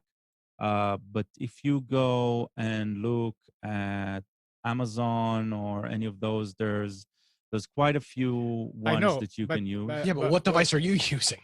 She's use. looking for. It's an okay one. I'll find it and I'll send the link. I mean, that's right there. That's a recommendation. You did about so many pictures. That means it worked, and that's what it worked. Kelly's It looking worked. It did most of the work. I think today's devices will have better resolutions, though. That's the thing. Yeah, let's see. Spence just posted a device in here. This is just film, right? Will this do It's all, negatives? it's film, it slides and film. Oh, that's not a bad price. But no, it's Kodak at least is you got to look at the name of it. So many different devices. What does it there. copy to? An SD card or a flash Yes. drive? Yeah, it's got a slot. That's what's nice about it is you don't need a PC to do it. It's got its own built-in screen. Yeah. I'm not so sure about this. Double check how this is for film, not for images. No, it's for So film. it's only if you have the film. Yeah. The devices that do everything don't work all that well. So this is specifically that's for the thing. film. I had a small device. Damn, it's not next to me. So I'll find the link in a sec while we're finishing the show. This says digital film and slide scan. It's got a bunch of Yeah, different. so that's everything that's adapters. basically either a negative, right, from a digital film, or a slide, which is it It's just positive. means a different color chroma. But yeah, Well, let it's, I me mean, a find it. slide is a positive. A film is a negative. But they're the same form factor, Form right? factor. So Well, working Right. with them would be the Yeah. same. This one's, I mean, if again, I haven't used this one, but Kodak is not a scummy brand. I can't imagine that they would make something that's complete garbage. It's got reasonable adapters, although the I film don't stuff, see any Super reason 8, they will make something good. I'm Super sorry. 8 and 8mm film, this is a manual process, frame by frame. It's not Oh, gonna, okay. it's not going to pull it through. John is saying that it's for transparent media only. So for film, Yes, it's transparent. But I'm looking for, depending on what you have, this is actually, there are cheaper versions of Magnavox, Magnasonic. There's different brands of this. There's actually for $400, you can buy an 8mm Super 8 reel-to-reel digital movie maker that actually takes the film and sends it through and converts it. So if you have a lot to do, it'd probably be worth it. Yeah, but you still have them in. Even if you have a complete film, right? You have 4 frames on a section. I mean, 5, right? There's still a lot of manual work. It doesn't really matter. Well, this is actually a reel-to-reel conversion device. For 8mm film, I think I would send it to a service because I will never take another. Yes, I agree. 8mm film, and I don't think anybody would ever ask me to. So I send it. Yeah, those you can go to a Costco or a Walmart or and let something, and them they do it. usually they'll Pictures. return the content for you. Pictures, I Pictures, mean, yeah. it's nice to have a device because you did yours, and you know that somebody's going to come and say, a brother, an uncle, or whatever. Say, I've got some pictures I want to convert. And if the price is not much, then do it. Now, if you have $500 pictures that you want to convert, you see how much they will charge you, a service will charge you to do it for you. And then you make a decision. You say, okay, well, the device will cost me $300. The service will cost me $475. Of course, I'm going to buy the device and do it because then I can do more and more and more. A good So point. Good. A good point's being made is that, of course, with winter coming and the risk of not getting the old photos back, if you send it to a service, that's obviously a higher risk than dropping it off at a Costco. But I mean, yeah, well, I mean, I don't trust the postal service as far as I could throw them. If you can get your hands on a good quality sheet-fed scanner, and it can be very, very simple. It doesn't have to be a fancy like receipt scanner or anything like that. There are software out there like View, which is free, that will let you scan photos in, and you can set, here's the file name, and save it each time I scan, and it will save it and increment it by, like by one. Like it'll be like a family with a date 01, family with a date 02. And you can set the file name, and it will automatically do this. You just feed them through. And if you have a scanner that does automatic cropping, so you queue it up, you put the photo in there. It can be any size. And you're talking about through a regular scanner. a regular. No, Page this scanner, is not a bed scanner. Yeah. A regular. This would be a sheet fed scanner. Okay. And I have. I'll hold mine up. It's not easily within reach, but it's a very small device. The latest one. I had a brother one. I'm trying to remember which one I have. But I'm going to be honest though, then you have to hook it up to a computer and install software. You're probably better off with that Kodak device. Yeah. For most people. But that's not good for photographs. Why? Because you have to lay each one. I don't think it does photographs. I think it's only for film transfer. It'll do slide scanner. Yeah, true. So it doesn't do photographs. But I mean, digitizing photograph. Well, you can just scan if you have a lot of just regular photos, that's easy to do scanning. But for film and all that other stuff is the hard. I mean, shit, you can take a picture with an iPhone. The reason I like the sheet-fed scanner is that otherwise, if you have a bed scanner and you lay out like 6 photographs on it, you have to go into that and cut them scan, out, and you got to crop each one out. Yeah. But both of them I used. The older one I had, geez, I've had 3 generations of this. I had a Linksys one that I used years ago. And the reason I can't use them is because there's no drivers for them anymore. Yeah, I tried running them in Windows 7 mode. I'm sure Kelly's looking for something current. Yeah, so the latest, I'll be right back. I'm going to get the one I have that I'm using now. Yeah. Oh, it's fine. What, Nick, you got one that you were using? Use a what? A scanner for pictures and stuff? No. Yeah, I've got a lot of 8mm film from my childhood. Did you ever take pictures with a regular camera that were I've out? used a disposable film camera once or twice. That's it. Yeah, I've got all my childhood media is on Super 8. So, Gal, did you find out which one you're using? I'm looking for it. The thing is, I sent the device to Israel, so it's not next to me. Oh. And you're not I in don't Israel? remember the brand name. I just remember I picked it up in Best Buy 7 years ago. But and we were talking about it, and I'm looking for a replacement, but I haven't landed on one that I like. Just want better resolution. The solution is simple. The scanner is practically a bit wider than the phone. It's thicker, and it's a sheet feeder. You put in the photos.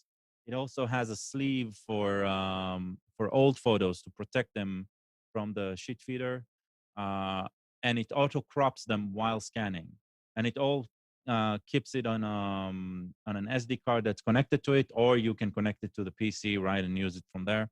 It's very simple. I'll find the details. Just one note. Spence recommended Irfan View.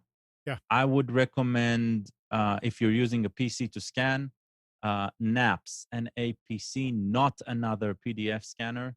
I think it just streamlines the whole scanning process a lot better and allows multi-crops What and stuff like is that. it only for PDFs or does it save other No, formats? it's no, it's for everything, but it's it has this weird name, NAPS. I've used Airshine View for 10, 15 years. It's a great So program. hold it but up it's now. not, it's not, it's a little complicated. Spence, remember, you held it up, but nobody saw it. Oh, I'm going to do it. I'll find that All right. scanner. This is an Epson. Oh, what's the number? ES50. This is their simplest, least expensive portable scanner. They have one that's also wireless. But this is, this is the third generation of scanner like this I've had. The last one I had was a Brother, but the drivers wouldn't work with Windows 10. I tried. This will do pictures and film? No, it's not will going to not do film. No, this Okay. is pictures only. This is sheet fed scanner. And what? And you Probably can- need two devices. Some bed scanners will do film. Okay. They come with an adapter and they'll do a reverse. They'll How take much- the negative image. how And they'll much make it into are- a- You we can talking- still scan the film and probably manipulate do it. the image processing manually, but you yeah, can. it'll be a pain. How But much are this- we talking here, Spence? This? 99 Take a- bucks. No. What is that? What did you just saw? Did you look it up? Yeah. Yeah. So I got it, I think on sale. I think I got it for 79. Yeah, 99 bucks. So, Okay, but it's so very you- simple. So you buy Um, this for the Found it. pictures, and then Yes. you buy something else for the film and for the film for the slides. Yeah, I would. I and the- still would recommend if you can take the film somewhere, because if it's actual film, like you said, 8mm, Super 8 film, that's going to be. They can do it, and it's much safer than any machine that you buy is going to be expensive. Yeah, So- so try and find somebody local that does it. Yeah, that we they have don't- somebody right downtown Apex. It There's may a shop it may that does it. cost a little bit more, but it's worth it if you don't want to take a risk of mailing the film somewhere and not getting it back or get lost or whatever. I mean, it can always get kind of destroyed when you stick it into a machine like that, but chances are a lot lower when you deal Well, this with is someone very- local. This is very, I mean, if it does grab a hold of it and pre-register the picture. You'll put it in, you'll hear a little zzz, and it will just basically line it up at the starting position. And you actually hit the scan button to go. The Brother one I had did it automatically. So it all depends on the scanner. This one, I didn't spend a lot of money on it. I've probably scanned between this one and the Brother, maybe 2,500 pictures. Wow. Over time. Yeah. A lot of old stuff that had the weird, like the 120 film from old Kodak Brownie camera type stuff. I had pictures going back to the early 1900s that I was using that were some of them were on cardboard. Some of them had the weird white, like kind of sawtooth edge to the photo. They went through no problem. Yeah, if the like Gal said, that the thing had a bag to protect the old photos, but old photos, I mean, you can't have a ton of old photos that you need to worry about. Then you can do them, especially since you're gonna winter is coming and you have time. Do it on a flatbed scanner. Then Okay, so check out the last link I sent. I'm going to share my screen we see it. because that contains. Unfortunately, the product itself is discontinued, but I think they have others. But this will share screen. Share. So as you can see, you see this sleeve, this black sleeve. You put the photo in it and you fit it. It does two things. One, it aligns everything. And because it provides a dark background, it allows better cropping of whatever photos is within that sleeve, right? And so, and that's the way you fit it in. It has an SD card in the back, right? So you just slip in an SD card, scan. My wife literally scanned for a couple of weeks, batches, and We got through 3,600 photos. We have a Oh, Pan Digital. I have a bunch of their stuff. so Does it this also iron specific shirts? one, If I put my shirt in the sleeve, will it iron my well, shirt? it's small. You see, this is a very small form factor, Oh, just so I have for to have a small shirt. photo. Yeah, you'll One need a very sleeve at a small. one sleeve at a time. Maybe if you have a shirt for a chipmunk, maybe then. But so that's what we used. I can't say it's perfect, but it works. It does the job. Today I'm looking for something with a bit more resolution. These are 1800 by 1200 scans. They're okay, but I do think that when scanning an actual photo, you'll want something What, you got to take a more. photo from the 70s or 80s and make an HD out of it? Well, that's the thing. If the only thing is you have is the hard copy, even when you're scanning with very high resolution, right? It's not going to make It's it. blurry. Yeah. So you do want more information to allow, you know, later processing to be possible.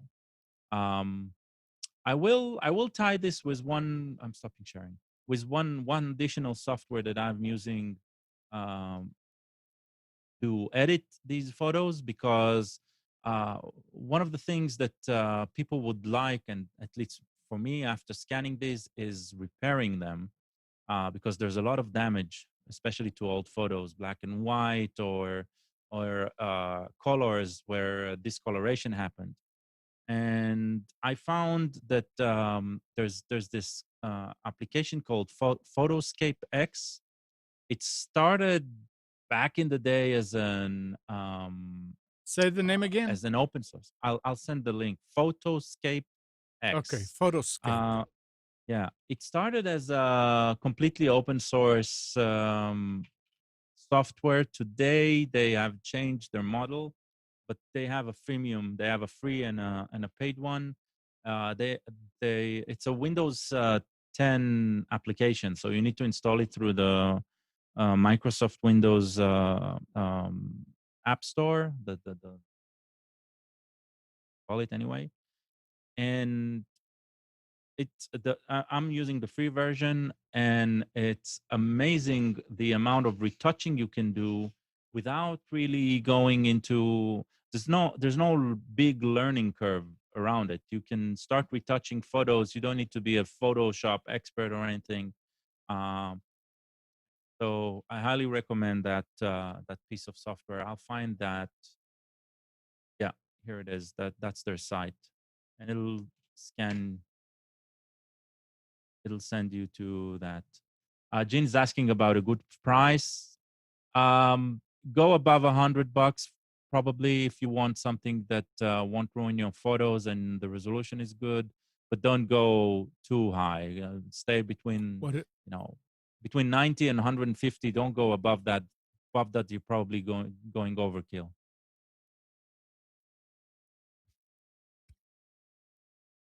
Gene was asking, what's the best price for a photo scanner? Yeah, that's what he just answered. Yeah, that's what I said. Don't go free. above 100. Free is the best price.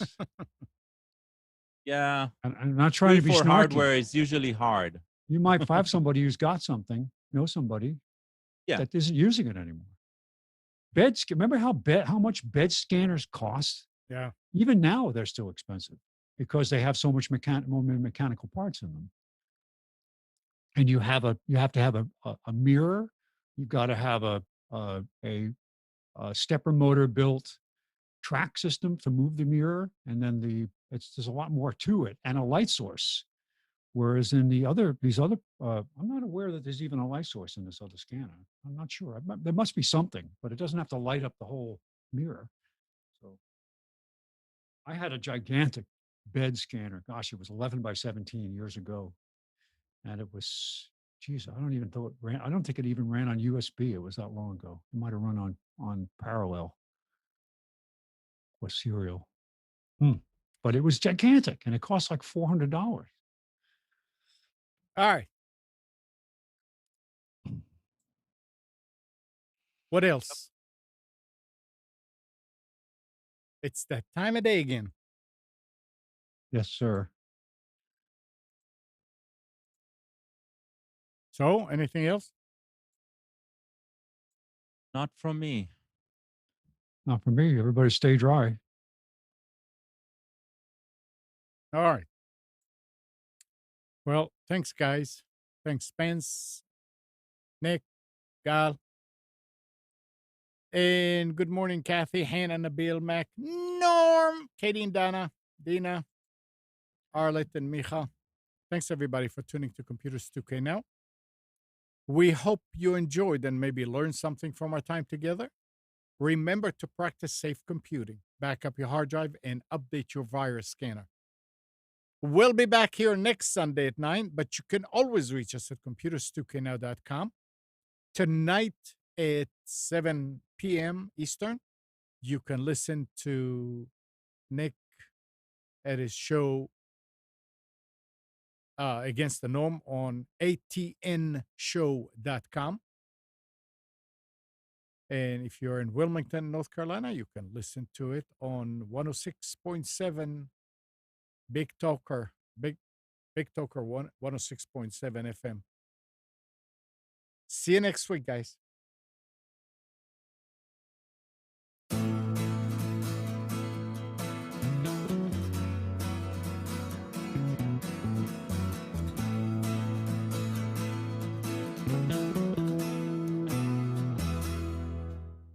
You are tuned to the Nissan Communications Network. If you tuned in too late, you can always watch each program in its entirety or download an MP3 audio file of it in the archives section at nissancommunications.com. Don't forget to subscribe to our YouTube channel, follow us on Twitter, and like us on Facebook. Sponsored by Telestream's Wirecast software, StreamingGear.com, Carolina Apparel, and DeltaForce.net.